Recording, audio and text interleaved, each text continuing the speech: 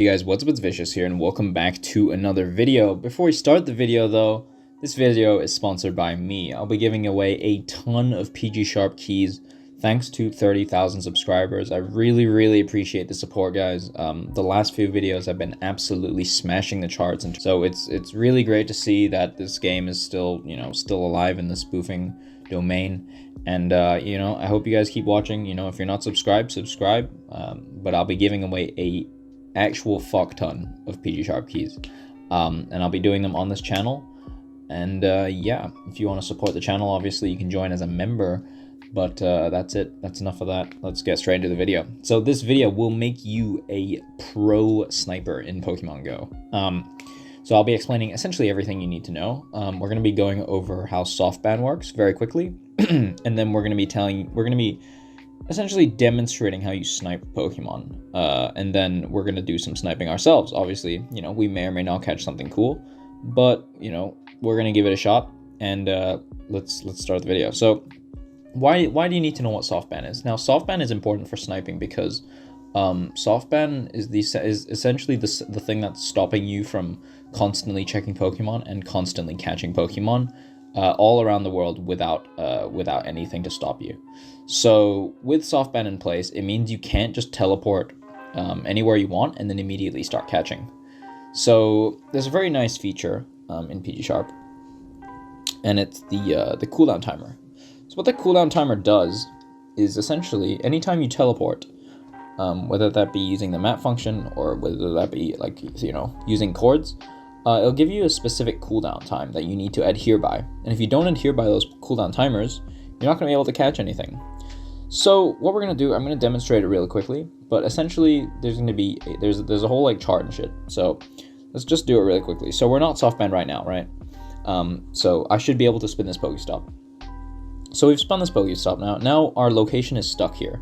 If we go straight, we're in Japan right now. If we go to New York right now, we're not going to be able to do anything.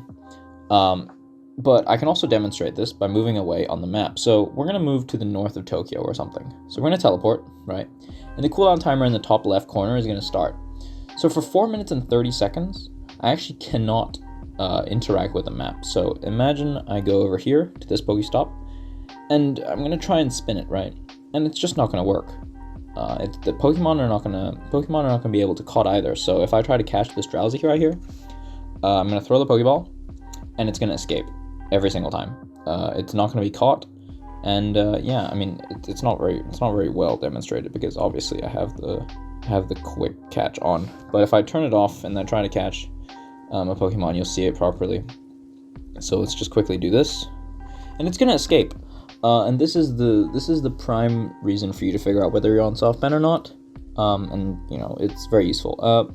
So if you don't want to deal with the cooldown timer, obviously, and this cooldown timer, keep in mind, is a thing that's in Pokemon Go by itself. This is in the base game, so there's no specific app that's gonna this isn't like a PG Sharp thing. So PG Sharp is essentially helping you beat a mechanic that's already in the game. You cannot escape cooldown. There's no way to get rid of it. You have to wait it. It's literally time gated. One thing though, if you teleport away from where you're cooldowned and then you teleport back to where you were previously cooldowned, you can actually just keep going, because you were chilling there originally, and so you can go back, right? Obviously you can go back. I don't know if this was the exact spot, so this might be kind of awkward, but yeah. So I can actually go back closer to where I was earlier, and I won't be on cooldown. But if I teleport really far away, I'm gonna have to wait those actual hours.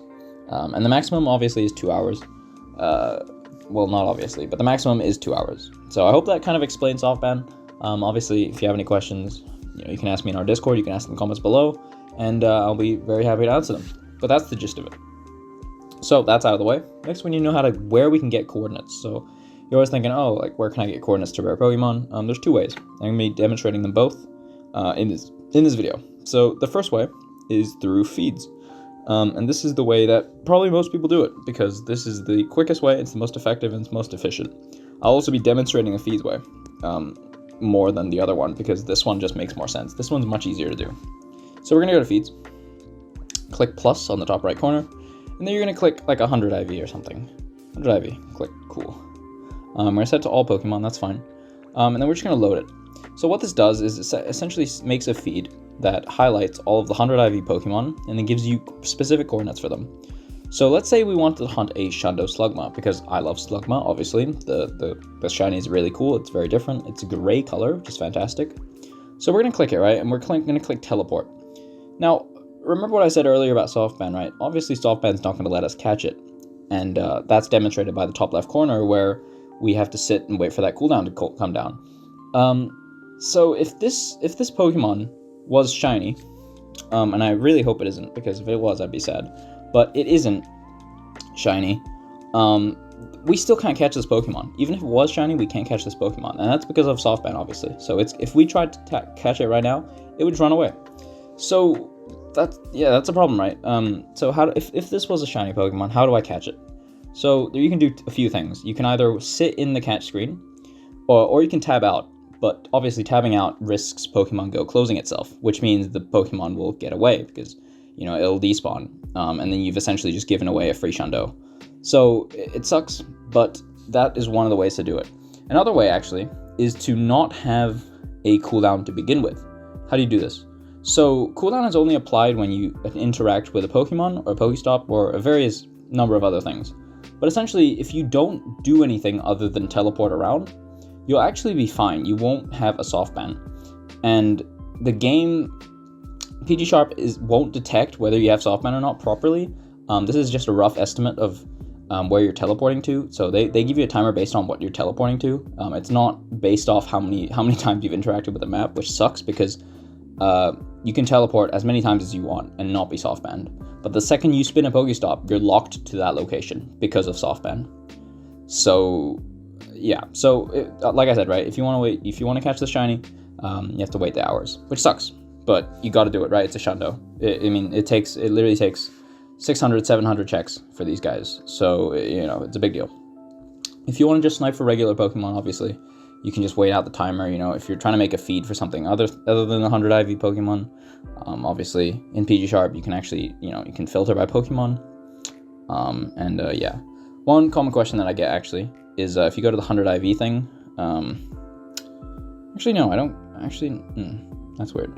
One thing to note is actually shiny Pokemon are individualized. So just because someone else has a shiny there doesn't mean yours is gonna be shiny.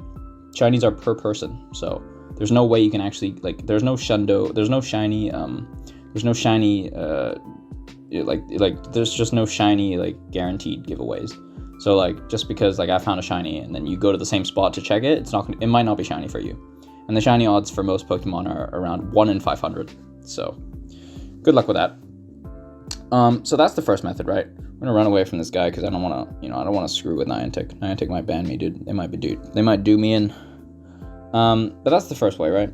The second way actually is to use my Discord. So my Discord has a commands channel.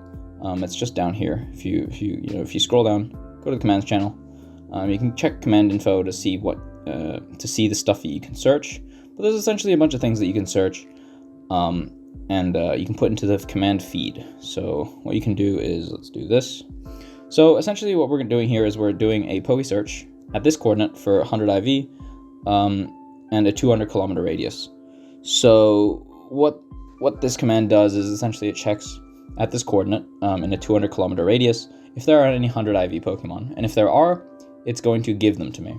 So if we enter this, it's going to give us a bunch of 100 IV Pokemon in this area that are currently there, and obviously there are coords attached to each of these guys. So if there's anything that you want to catch, you can simply just teleport to the coordinates and then catch it. It's really simple, and the great thing about this feeds command thing is it's completely free. If you come to our Discord, you can use it. It's completely free. The PG Shop thing, however, you need to pay $5 for, so keep that in mind. For iPogo, honestly, I don't even know. I think it's free, but yeah. So for iPogo and PG Sharp, the 100 IV coords are free. The custom feeds are not free, at least for PG Sharp. I don't quite remember what they are for iPogo. But yeah, I mean, so that should be it. That should be all you really need to know to become, like, essentially a god tier sniper. Make sure you keep your Softband in check. Make sure you have proper feeds so that you're not catching like some useless stuff. Make sure you're not catching suboptimal stuff when you could be catching better things. Yeah, that's really it for the entire video, guys. Once again, I'd like to thank everyone for the support on the previous videos. If you're not subscribed, please do subscribe. Really appreciate it. I've been working really hard to make sure I get, an upload schedule together, really appreciate it, guys. That's it for me, guys. If you have any questions, ask them down below in the comments. If not, you can, I'm going to shout out the Discord as well. Again, very, very cool people. That's it. So, peace out. Be nice to each other. I'll see you guys in the next one.